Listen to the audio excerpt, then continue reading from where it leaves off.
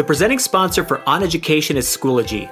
Every day, millions of students, parents, faculty, and administrators from more than 1,600 school districts leverage Schoology to advance what is possible in education. The team at Schoology is passionate about making its users successful, and they know sometimes you might need a little help to achieve your desired outcomes. To help districts find their way to success, Schoology has created Schoology Compass, a set of self-service resources and tools to support school and district leaders in their journey to success. Compass is made up of 5 district success routes. Each one is designed to advance what is possible at your district. To learn more about Schoology Compass, simply visit Schoology.com. Let's tear into these dummies.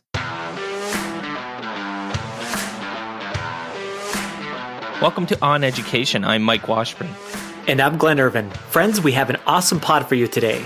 We will be recapping the election, discussing the argument against student voice and choice, why teachers aren't using the apps their school districts are purchasing, and our guest this week is Don Wettrick from StartEdUp. So it's November 11th today. It is. It's your birthday. It is my birthday. It is my birthday. So I'm 39 today. It's weird having a birthday on. So here's your Canadian lesson for the day. Okay. In Canada, we call it Remembrance Day. Okay. For Veterans Day. Okay. Yeah, you guys call it Veterans Day, but so it's always been weird having my birthday on that day. I take Remembrance Day pretty seriously.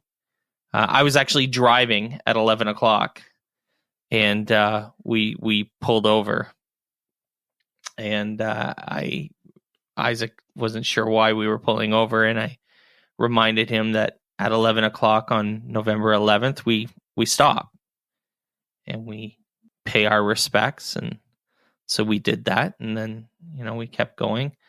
We don't want to take too long on this, but I think that it's important to thank, our veterans and service members. If we have any who are listening, thank you for your service. And absolutely. Certainly I think about both my grandfather on my dad's side and my great grandfather on my dad's side were participants in wars. So our veterans, and my grandfather on my mother's side was a veteran as well. He was a reservist for a number of years. So, I thank them for their service as well. Absolutely. No, that's a good sobering reminder. We need to make sure that we pay our respects. Totally. So the election happened. Yes. I thought it went well. I didn't stay up as late as I thought I would. I kind of crashed at around 11:30, which is still like way past my bedtime. I'm like a go to bed at 9:30 guy on the weeknights. I can't do it staying up late like other people do. Yeah, it went well. I mean, I think it went better than I thought it was going to go, especially in the House. I think we're going to be, plus 37. I guess if I had to predict, I was kind of in and around plus 29, plus 30. Some really terrible people lost as they should have. But some terrible people still won. yeah, and some terrible people still won. I was really happy to see Chris Kobach in Kansas lose, because that guy is the worst, or pretty close to the worst. So I was happy about that. We were happy to see Scott Walker go down in flames. Finally, that guy's had like 10 lives. Yeah, that guy has more lives than a cat for sure.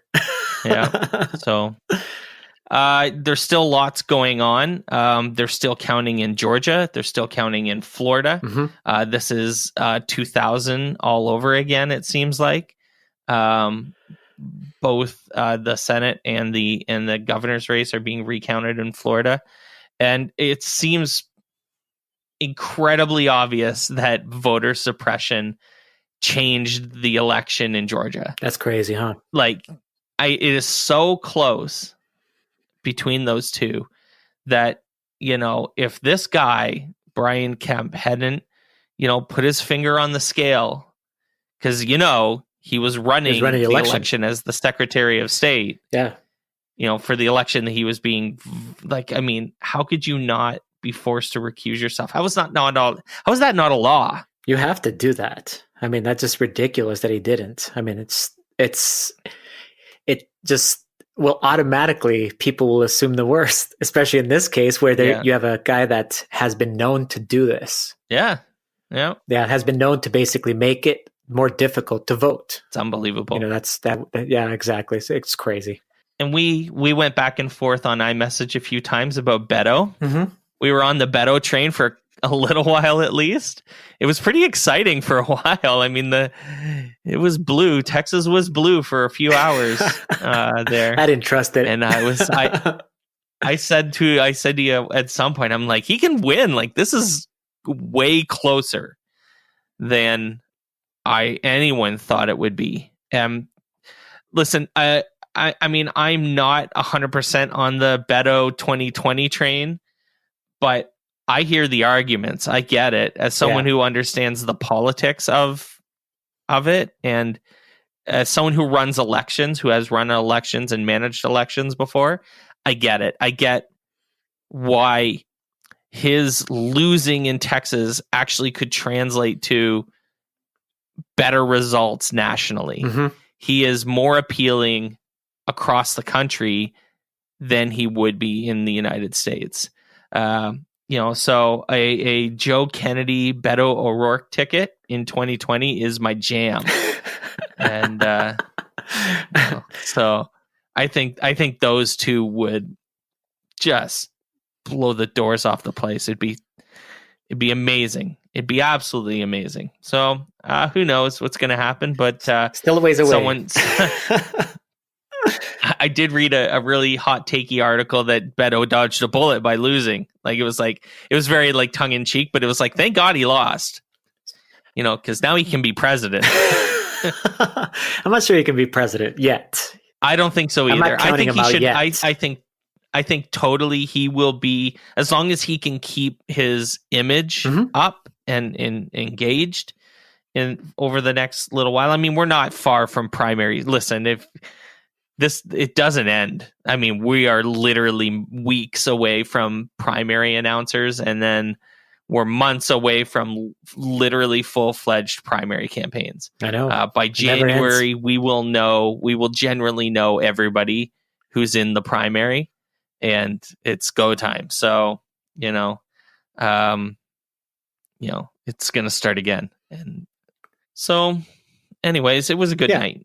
I was happy with it. Anyone who doesn't think it's a good night is, on the other side. Yeah, well, not reading it right. That's for sure. That's funny. So this is my we've kind of hinted at this and talked about it a little bit, but this is my last week at my teaching job, my school. I gave notice at the end of September, and I'm Are you excited? I'm moving on. Yeah, no, for sure. There's lots going on. I got some other things that I'm not ready to say yet because, I'm waiting for other people to say them first. But some of them and stuff like that. So, I'm excited about what's going on. I'm definitely excited about pumping more time into the podcast. We're going to be doing a lot more. I'm going to be writing a lot more in the blog, and investing some time into the podcast is going to be good. So I'm excited about that. I'm excited about, I'm renovating my office that I'm in right now, putting a couch in it and stuff like that. So I'm going to have a nice, comfortable place to work here from home, and going to be doing lots of writing. I'm actually keynoting, or I guess they call it a spotlight speaker at Canada's largest ed tech conference. It's called Connect. I'll be doing that in May, and traveling, quite a bit with the new stuff I'm going to be doing. So I'm looking forward to talking about it more in a few weeks. But it's a little bittersweet. They sent out an email yesterday, or I guess Friday, sorry, with we wish Mr. Washburn the best, blah blah blah, that kind of stuff. So Yeah, no, it's happening. It's a little weird. So Friday is the last day. Yeah. The last day with students is Wednesday, and then I'm doing parent-teacher meetings on all day on Thursday, and then there's actually a PD day on Friday, and I have to go to it. I don't really totally get it, other than it's kind of more of a good, relaxing opportunity for me to say goodbye to my coworkers, your colleagues. Yep. Yeah, go to lunch. Maybe I think we're gonna have a lunch somewhere. Sushi, probably. There's an awesome sushi restaurant. Love sushi. So yeah, that's what's gonna happen, I guess. Talk about this. I saw this on Twitter, and I wasn't sure what was going on here, but the argument against student voice and choice, I mean, I know, a little bit counter to what we generally talk about, right? Yes, and I think this is not an isolated article. I think we're going to hear more and more about this. Basically, the counter movement to allowing more student voice and choice in our classrooms and in their schooling in general. But the article, basically the synopsis, and we'll make sure we link it in the show notes, but it says that too much student choice could turn into what they call a free-for-all, which I think is ridiculous. But they say that it could hurt graduation rates, lead to poor performance on state tests, who cares, and weaken academic skills. And that it's just so laughable. And I wonder, I mean, the root source of this always kind of, it makes me, I'm interested in hearing where is this kind of stemming from, you know? Are we talking about textbook companies that are huge advocates of state tests? Who are we talking about that's actually making these specific arguments, you know? So they have a little list about weighing the power of choice. You know, what are the benefits and drawbacks of giving students more choice in education?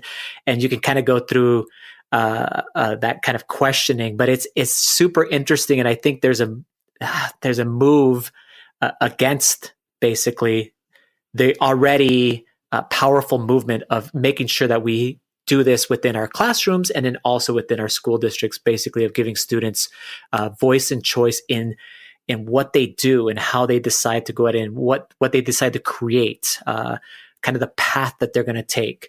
And we always talk about this, me and you, and any conversations that we have with other instructors, we're always talking about how do we make sure that this is something that adds to the engagement of our students, but also ends up adding to the finished product of our student. When they leave us, they just have all of these skills, you know, the 5 C's, whatever it might be that they're leaving our schools with, ready for the next steps, not just with content knowledge, but just being human beings and wanting to learn more. So yeah, I thought it was very interesting. We'll make sure we link it and we'll see what people think about that.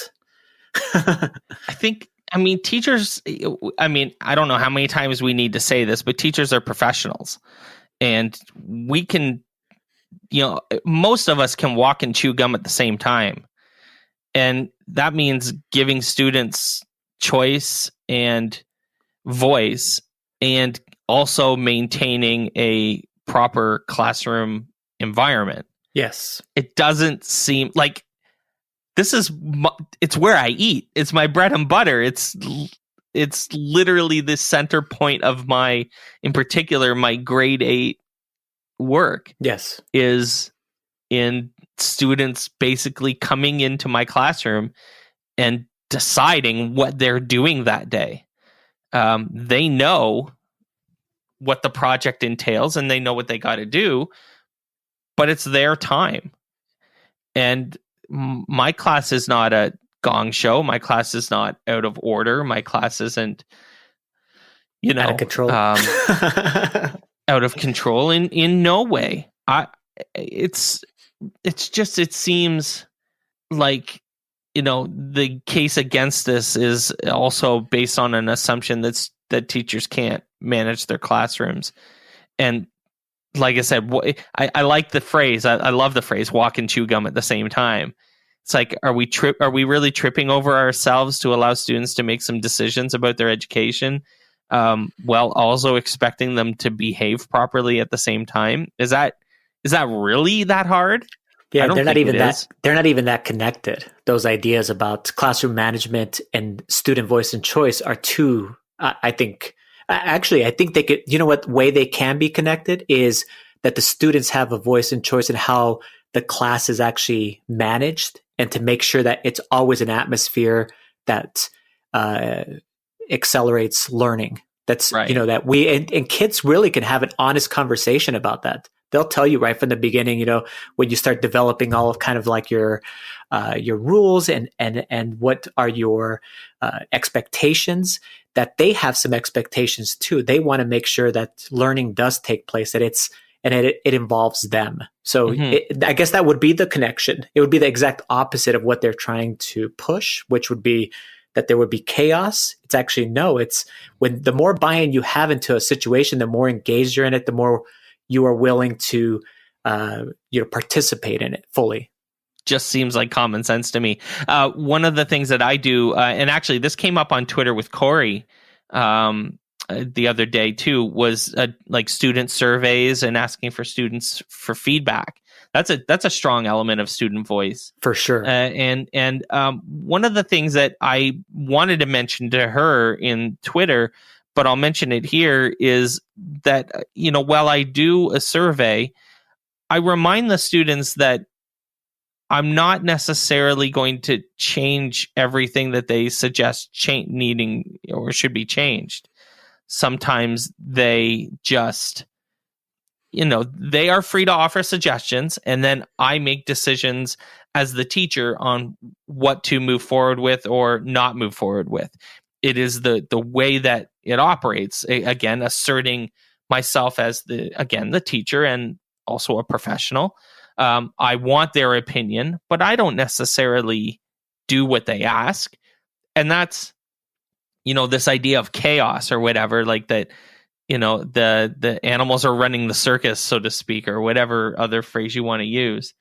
I don't see it that way. I have a conversation when I ask students what their thoughts are, and I say, you know, I'm going to take your feedback. I'm going to combine it with what I think I'm reflecting on, and then we're going to move forward. Exactly. And I really appreciate your input.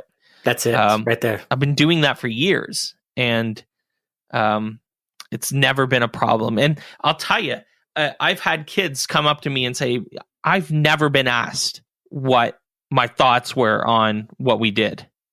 Never been asked. I can't believe you do it. And I wish I could do it more. I wish I could.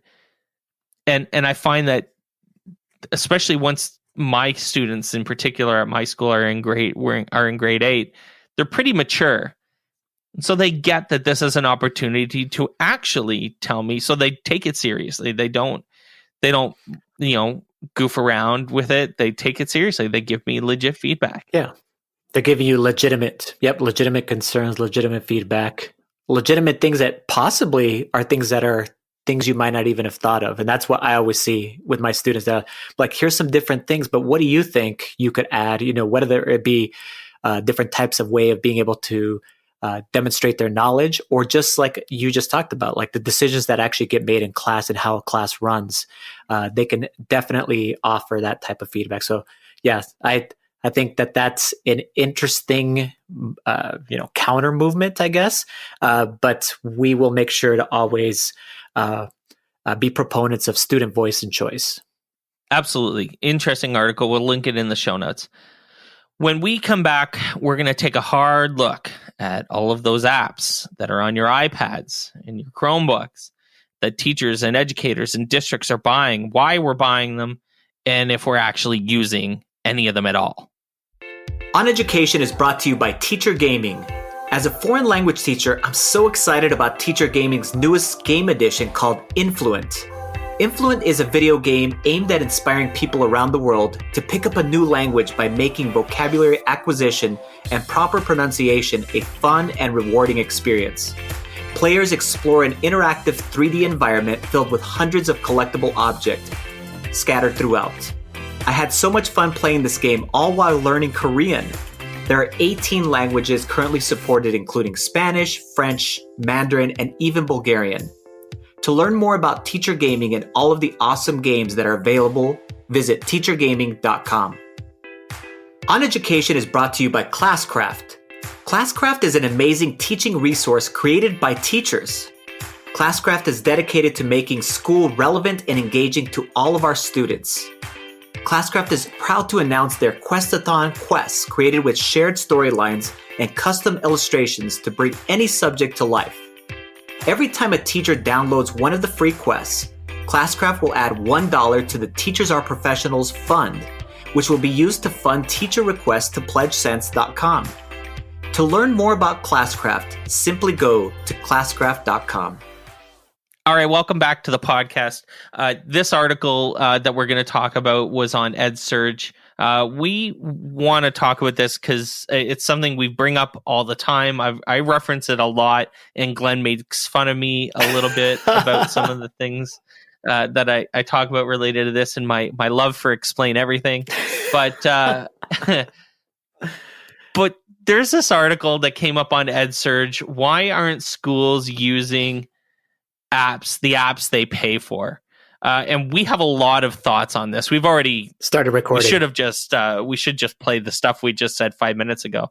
But I don't know what your iPads look like out there in on education land, but the iPads at our school are just jammed full of apps. How many would you say, Mike? Of apps. How many would I say? I would say on my iPad set. So I have a set of iPads just for my class. Mm-hmm. And I would say there are 30 to 40 apps on there. Maybe a little bit more than that. Maybe 50 apps on there. 4 pages. Let's say 4 pages. How many apps are on 4 pages? A lot. 12, 16, 20. Like 80. I guess that's like 80 apps, isn't it? Yeah. There's about 20 apps on a page. I would say so that's about 80 apps. Most of them are garbage, to be perfectly honest. And it actually was worse because I railed on it a couple of years ago, and we trimmed it down. Even though they did also take off Minecraft, which drove me crazy. Maybe that's the straw that broke the camel's back. Who knows?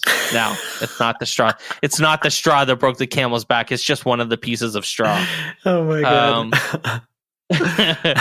So these apps. So you're telling me, I don't have a lot of experience with this because this isn't the same in Canada as it is in the United States. But so the most purchased apps are, read them out: ConnectEd, Achieve 3000, WeVideo, Blender Learn Discovery, and Education Streaming Plus. Okay. First off, I don't even know. WeVideo is the only one app in that whole thing that I know. WeVideo is the one that I was thinking is something that's legitimate for me as a creator. All the rest of them are consumer apps. So ConnectEd is connected to McGraw-Hill. So it has to do with some sort of content that they're delivering.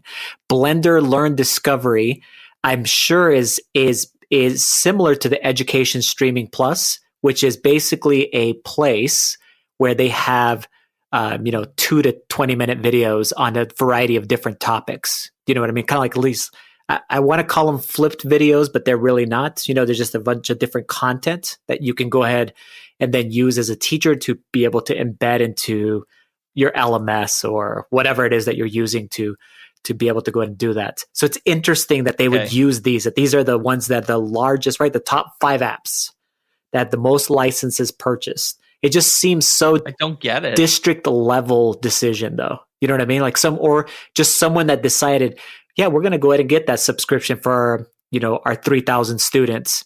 So Discovery Streaming Plus is by the Discovery Network or whatever. All right. So I kind of get that one a little. I mean, I guess, but I don't. You're saying that a lot of these other ones are like owned by textbook companies. Yes. And I bet you if you went into like the top 15 apps, a lot of those other ones would be textbook companies too. Absolutely.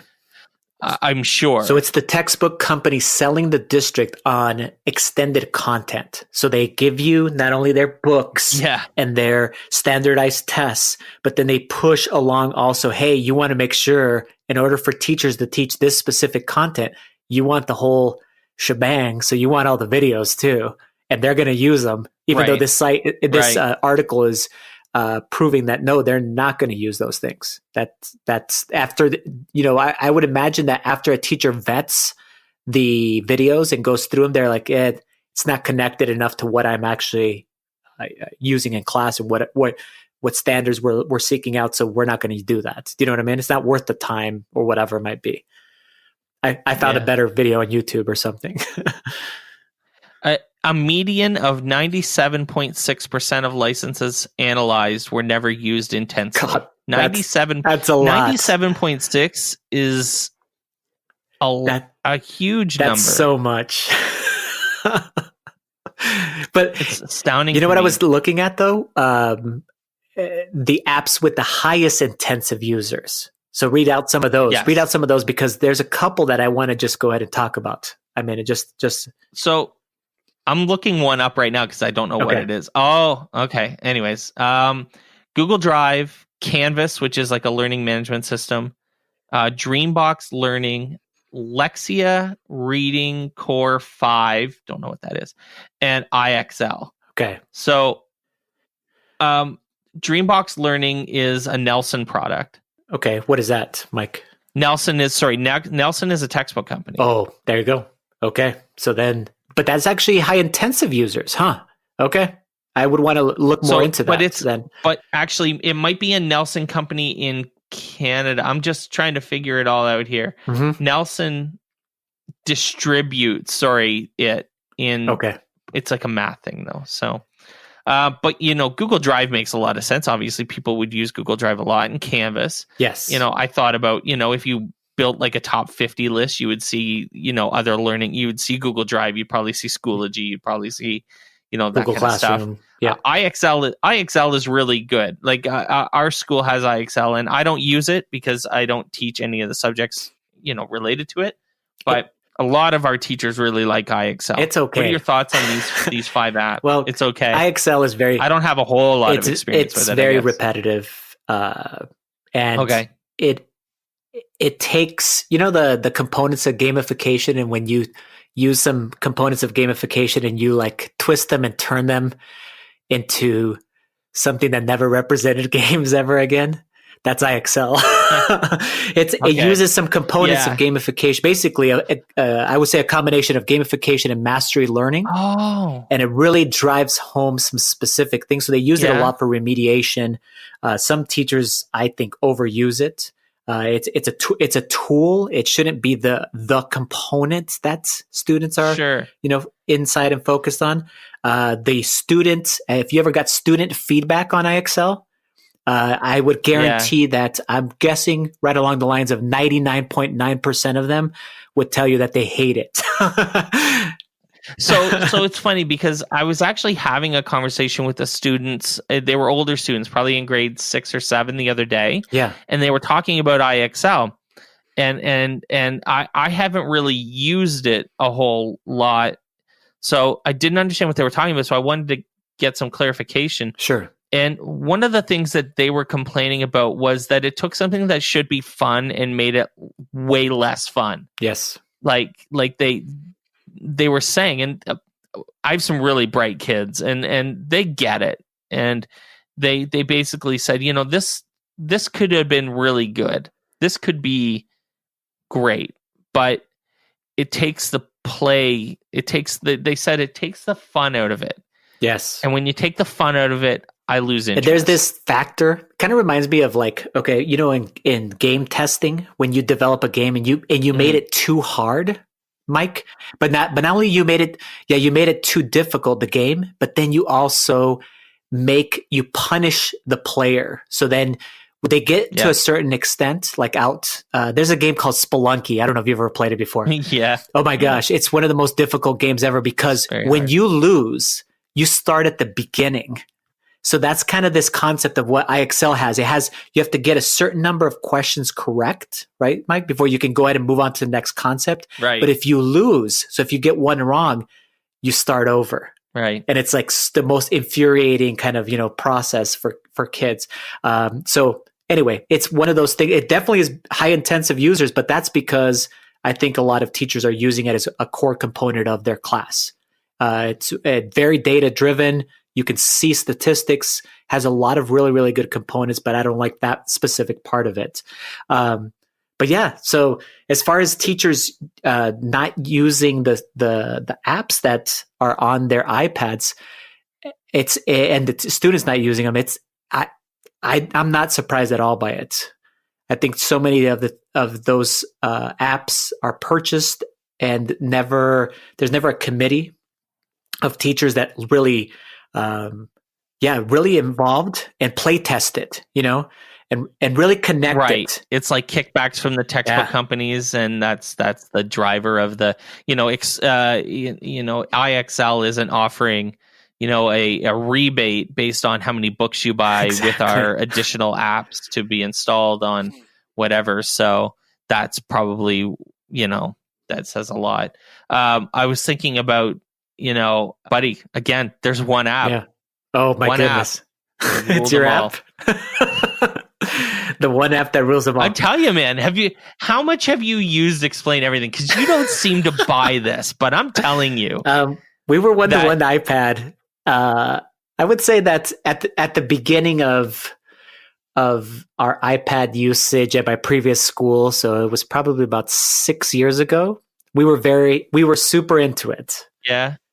For about a year. And then kind of moved away from, especially when I thought it was like the peak of kind of the flipped learning movement, kind of that everybody was kind of flipping their classrooms and doing those things and using that for specifically creating those types of videos. But yeah, no, I get what you're saying. I just think, I don't know if it's the all end all. How much does it cost, Mike?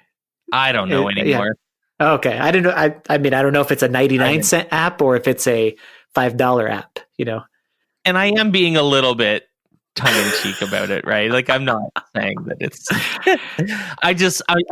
what I hate is, and this goes for any app, is that when teachers overuse it gets, because there is some fun factors involved in using Explain Everything, for example, but if you just beat the dead horse a bit, like yes, just constantly using it, kids are like, oh my God, we got to do another assignment on Explain Everything. Can't we do something else? Yes.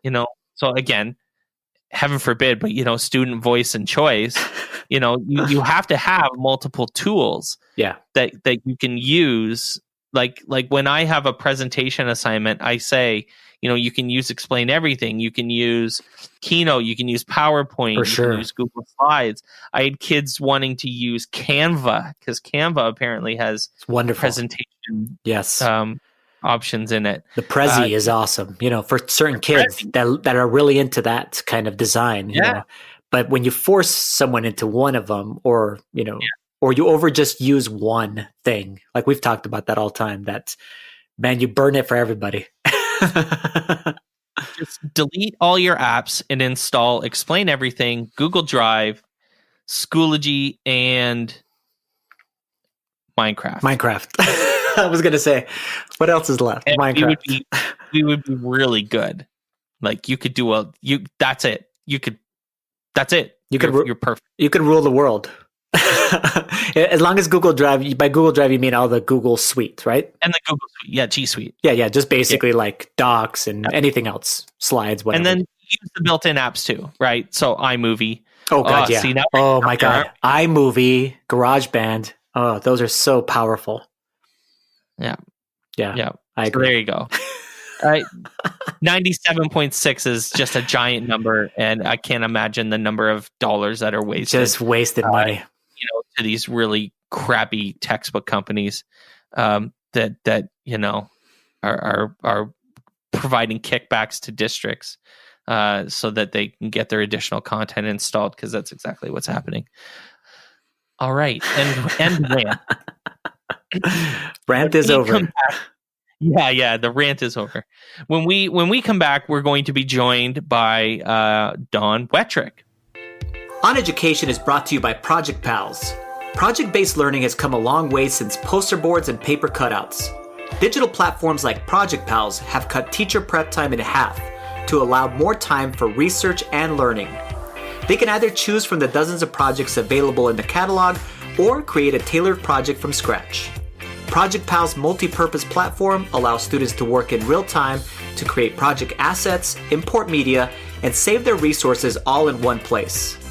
Student contribution analytics and a progress bar keep teachers up to date. Solidly grounded in years of research, Project Pals is your all-in-one solution for student-centered inquiries and group projects. All right, welcome back to the podcast, everyone. We're thrilled to be joined by author, podcaster, and the co-founder and CEO of StartEdUp, Don Wettrick. Welcome to the podcast, Don. Thank you so much. Glad to be here. Awesome. So you run StartEdUp Innovation. Can you tell us a little bit about what you guys do? Yeah, I mean, it's multifaceted. So in the beginning, essentially what I did was a former student. Actually, at the time, he was a current student who this is fun. Actually, it's not funny. It started to affect my health, but basically I was getting on a plane every other month and going to a conference or a school or et cetera, et cetera. And I had basically it's a mini stroke. I had a TIA. And so Hunter said, hey, Mr. Wettrick, you've got a pretty 90s business model. Do you mind if I help you modernize? And I'm like, what do you mean? He says, well, how about we digitize the class and you don't have to get on a plane so much. And I was like, all right, so you want to go into business with me? So, yeah, he did. I mean, we have some online courses but it's funny the way we found out is that a lot of schools still want me to come out and like talk with and meet with the teachers, or most optimally, even meet with the kids. I actually prefer meeting with the students because they have the ownership kind of thing. Yes. Yeah. And that works out. So yeah, I mean, at its simplest level, I've got some online classes. The hybrid model is sometimes people don't have the time or the capacity to have me out. So maybe they'll have me for a couple of, Skype calls every other month and then some classes. And then, so then some other schools have me come out once or twice a year and also do some classes. But the other part of this is StartEdUp Foundation started as well because the state of Indiana saw that what was going on in my classroom. I have a wonderful classroom in Noblesville High School, and they're like, hey, we want you to do what you've done for your classroom for the state. And That's so amazing. they asked me to get they provided me the wherewithal and backing to get a 501c3. And so now we do monthly events, and we also are a seed, almost a venture capitalist firm that doesn't make money. Students that are 20 years and younger can apply. We have money, it's 0% equity. That some students that want to level up and start their own entrepreneurial ventures, we provide money. But at the same time, we want our money back. It's not like free money. Sure. One, because it's realistic. Like the whole, you get $5,000, no strings attached. Studies have shown that the students don't reinvest in the company. You need skin in the game. Absolutely. But what we do want is that over a couple of years, we want our money back. If you fail, it's on us. Like it's our fault. But if you succeed, not only do we want it back in installments, but we're hoping you'll then help the next kid up. Absolutely. That by now you're 18, 19, 20 years old, help out that next 17-year-old. So that was a really long answer, but yeah, that's StartEdUp Innovation and StartEdUp Foundation. That's awesome. Nice. Right connected to that. This is Glen Irvin, by the way. I really love the idea of this innovation and open source learning course. And maybe that's what your connection was there. Can you tell our audience more about that? Yeah. So yeah, I mean, essentially the origins were I watched Daniel Pink's TED Talk. It was 8 years ago. And I thought, so now we call it like Genius Hour, 20% time. And it wasn't enough.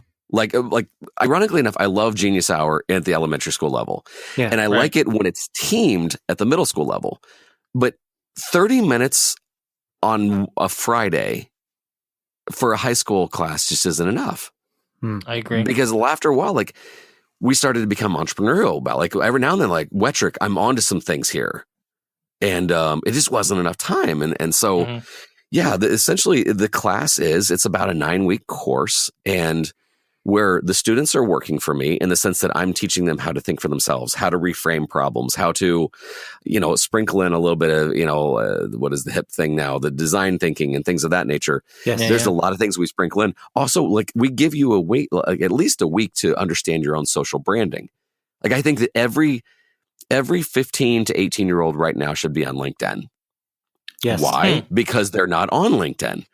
And so if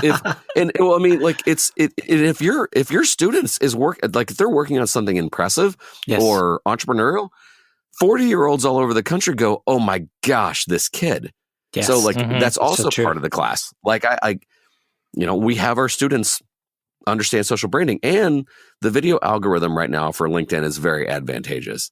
So, we get them to do those things. We have some experiments. So they understand, like we study Google Analytics and AdWords. Like these are simple things that you can get certifications in. And then the rest of the year, I work for you.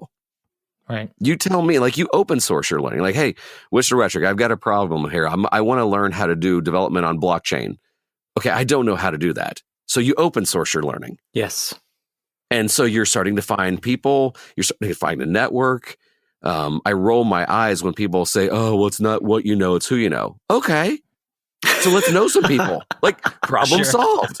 Yeah. And so if I have a kid that I want to study blockchain, I'm not going to say you should go to college for that. Screw that. Yes. Let's learn blockchain now. Yes. So I throw out some stuff on LinkedIn. And by the way, policy on cussing, because I'm about ready to go into flow mode. Do we frown upon that? Well, I'm the one who has to beep it out. But I'm like, holy shit, man! Like, it's not rocket science we're talking about. So if you're talking like, hey, I need to learn something, we open source it. Yes. Right. And magic happens because they're no longer learning from just me. Yeah. And in many cases, I'm putting a mirror up to your face. Like you said that you wanted to do these things for the next 2 weeks. Okay, here I am telling you, you're not doing it. Now, what do you think you deserved this last 2 weeks? And so we reflect, we have them do things transparently. We're really big on them throwing up their work on either a blog, a YouTube channel, or some sort of, or podcast. Yes. And so anyway, that's the class. And really in a lot of ways, when I said the class is 9 weeks, guess what we offer on StartEdUp Innovation?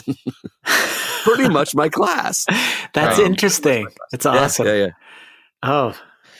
So I mean, you have a huge amount of energy as someone who also gets told he has a huge amount of energy. Yeah. What gets you up in the morning, man? What gets you going? What are you doing to wake up and say, let's do this? Well, number one, part of it, and she's going to hear this and call BS on me. One, I have a daughter that's a swimmer. Now, full disclosure, I used to get up with her, and she drives now herself. So I've been a little bit not as good about the morning workouts. But for the most part, I try to win the morning. And I'm no good after 9 p.m.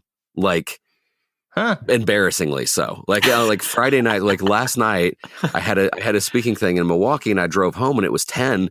And the wife and the kids were like, hey, we're watching a movie. And like a grandpa, I fell asleep on the couch watching the movie on a Saturday night, man. But so I mean, part of it, I'm an early riser, and two, I'm motivated and I'm driven by all the things that are out there that can be. Mm-hmm. Yeah, and that's kind of like our mission. And I know I sound rhymey and it sounds hokey, but our mission and what drives my energy is I'm trying to create seekers and peakers, not moaners and groaners. Awesome.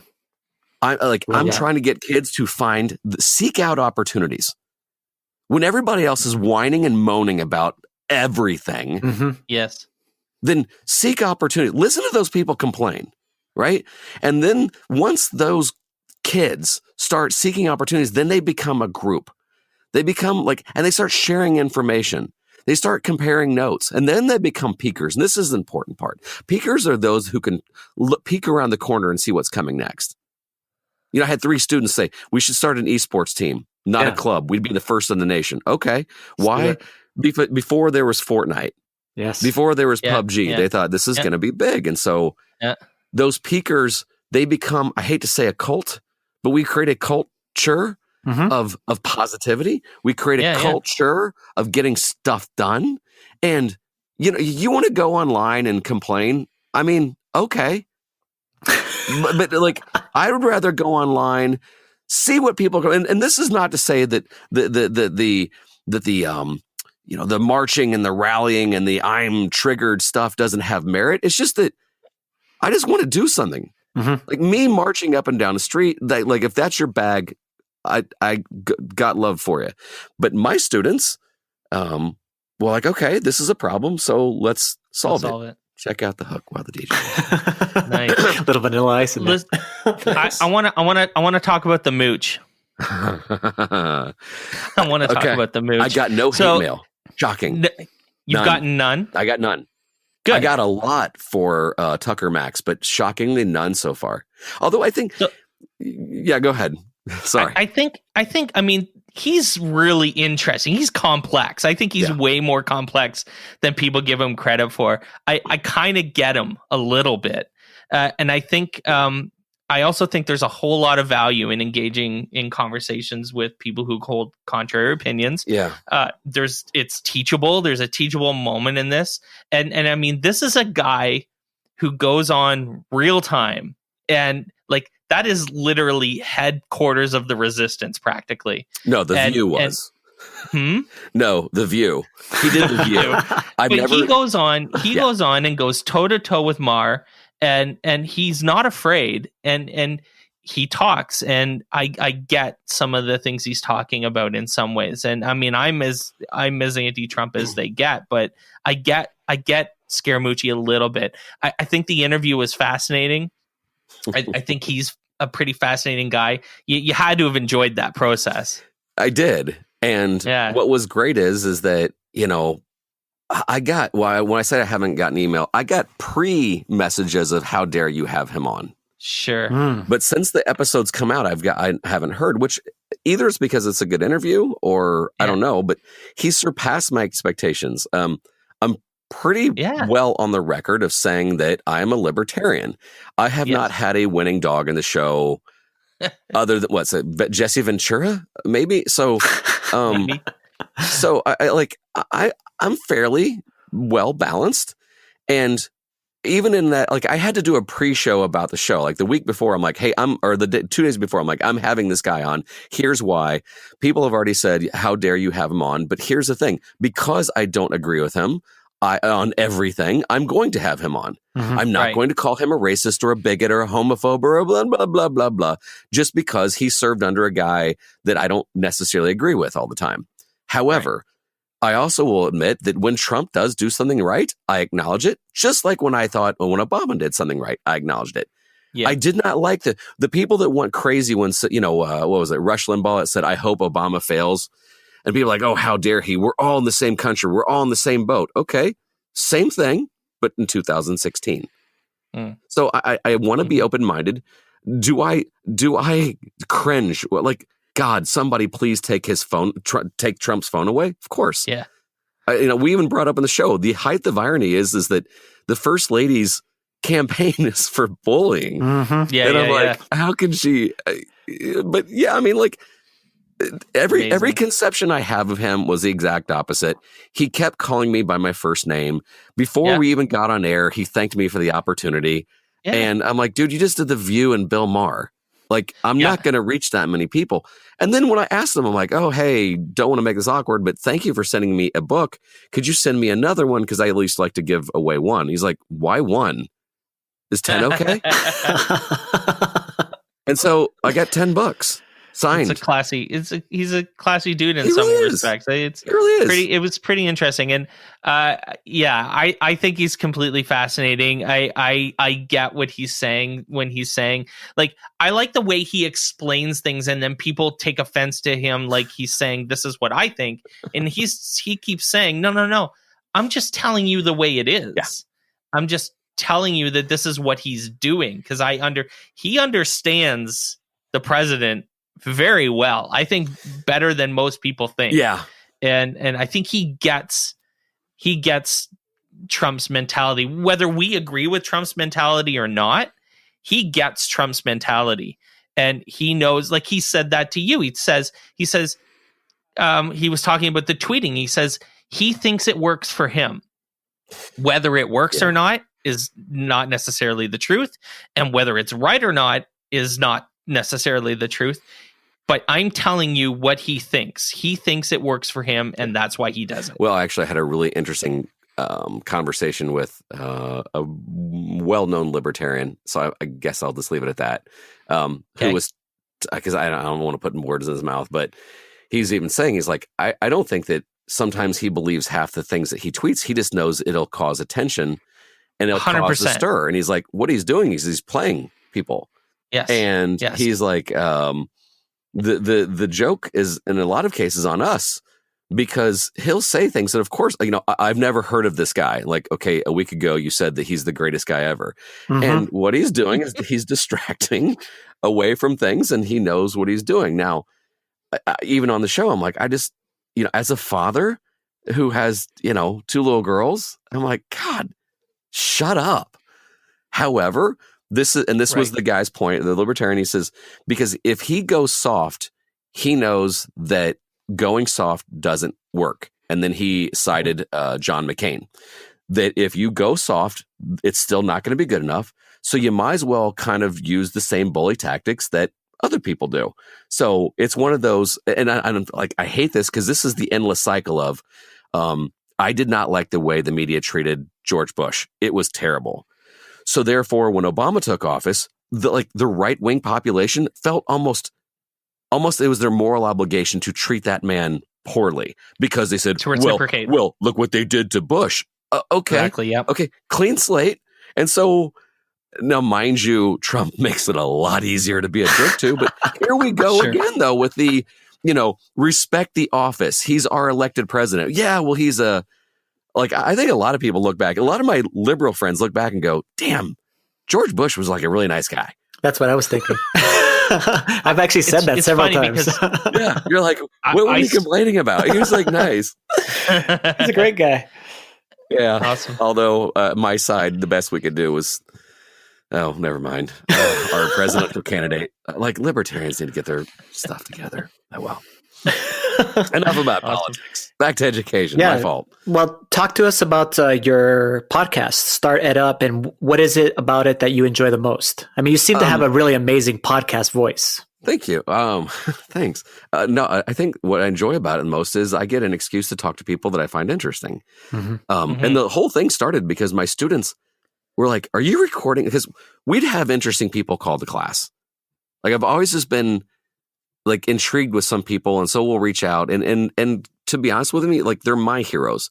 But then our students get to know who Naveen Jain and Tim Ferriss is, who Susan Cain or people like this. And so finally one day we had we were trying to get Tim Ferriss to call the class, and he wasn't responding. And I'll never forget this. I had 3 girls and go, okay, we got a plan. I'm like, okay, what is it? They go, just take a picture of us. I'm like, what? Take a picture of us right now. And they had these little, their hands were in a praying position, and they looked all sad. And they said, okay, send this tweet. Hey, at T Ferriss, my students are so let down that you won't call back. And it worked. Wow. And so Tim calls, and we spend an hour and a half. And then that's when finally the students go, you should start releasing these as podcasts. And I'm like, yeah, why haven't I done that? And so one thing after another, and now it was almost exclusively entrepreneurial set at first, and now we're kind of getting into, when I see things of people that tweet things about education or things that are near and dear to my heart, like financial literacy. Mm-hmm. I had on a former NFL quarterback because he was tweeting about how kids need to understand money management, and I was like, yeah, man. And so I get into these conversations that are interesting online, and I'm like, okay, crazy thought. You want to talk about this on a podcast? And sure. So it's nice. Yeah. Yeah. I'd love to know what you're thinking about lately. I ask people this every once in a while just to kind of get a sense of what's on your mind. What big things have you been thinking about? What have you been taking a deep dive into? What have you been reading about or researching lately? Yeah, I love this question. I'd like to know what's on your mind, Don Wettrick. 2 things. This is I'm not going to go into the really long story of that. I was at the UN, but I was at the UN at the World Investment Forum, and quite literally the top 2 things that were talked about are going to be my two answers. The number one thing that everything that flowed from everything else was if we could just get our youth to think more innovatively and entrepreneurially. Wow. And I'm like, that's all I do. Yes. And I just realized, because especially in the developing nations, there's so much focus now on both East and West Africa. They're like, it's exploding, except they have a lot of youth, and they're like, people from out of the country keep giving them like marching orders. Like, here's our business. Now you guys go ahead and quite frankly, do the work. Like, what if we could get more students in Africa? Because I spent time in Ghana, and there's some hotbeds of activity on in Nigeria and definitely Kenya. Like, what if they could think up the business ideas? Yes. Yeah. And everything, and the women empowerment thing. What if the women entrepreneurs? And so the mindset of the entrepreneur has been my muse. It has been my drive, because whether we like it or not, according to Forbes and a lot of the places, by 2020, it's right on our corner, half the nation's jobs will be freelance. So the person that's out there looking that's amazing for an opportunity, they win. The student or the kid or the adult that sits down idly and waits for the instructions, i.e. what a good student used to be, they're going to lose. Mm-hmm. So I feel more impassioned to know that the world's leaders now are saying, okay, we really need to get kids to start finding their opportunities and not relying on government. So that warms my heart. Number two is blockchain. That libertarian heart of yours. I know, that's what I was thinking. Though I agree with you. On that case. I can't disguise it. Blockchain, and not just for the wacky, crazy libertarians that want to buy weird uranium online, but blockchain because it's going to, it's just going to be a trust machine. Yes, we're going to decentralize banks. There's a lot of things that are going on in the fintech world, but there's a lot of, I think that micro credentialing of education on the ledger will be a thing. Awesome. I think that there's so many, look, Internet of Things and blockchain are that point where I was hearing about, this internet's going to be a big deal in 1994. Yes. Sure. Yep. No, I agree. I've been thinking about badging and blockchain a little bit, and like you just said, micro credentialing. It's there's a thing here. Yeah, it's legit. Well, and at age, not that I'm Yoda old, but at 46, I've seen some things come and go, but I've seen what's going to stay. And ironically enough, at the UN, they're like, what really hurt blockchain? Bitcoin. Because it's the technology of Bitcoin, but it was lost in almost like this penny stock mentality of learning to make a quick buck. People looked away from what it really was and started using it as a stock speculation. Mm-hmm. But I think that the Internet of Things and blockchain are going to be among the two biggest opportunities in the next 15 years. What a world. That's awesome. Yeah. What a world. Awesome. This has been really cool. I'm going to mention that you're doing 2 panels at FETC. We got connected with you through those folks. We're leading up to FETC by interviewing a bunch of folks. So we're really excited to see those. And hopefully we'll see you there. And we'll see you there, man. I'm glad that they're in the morning, because as you can tell, you're a morning person. You're a morning person. As we do this, it's 4:28 p.m. and I'm getting a little. It's getting there, huh? A little rough. You're dying. Awesome. Yeah. Don, thanks for your time. Thanks for joining us, and we'll see you in January, man. Completely my pleasure, guys. Thanks for listening to OnEducation. My name is Mike Washburn, and my co-host is Glen Irvin. Do you want to get in touch with us? Check out our website at oneducationpodcast.com. You can tweet us at OnEducationPod. Glenn is at IrvSpanish on Twitter. I can be found on Twitter at Mr. Washburn. Our engineers are Jake and Justin at Podcast Production Team. Check out their website at podcastproductionteam.com. You can find us on Facebook by visiting facebook.com/OnEducationPod. If you're enjoying the show and think others would too, we'd be thrilled if you shared it with them. Please leave us a rating or review in Apple Podcasts or the Google Play Store. When you leave a rating, it gives our rankings a boost, and this helps others discover the show. We want to thank our presenting sponsor, Schoology, for supporting us. Check out Schoology.com to learn how they can help you advance what's possible. Thanks as always for listening. Stay awesome. See you soon.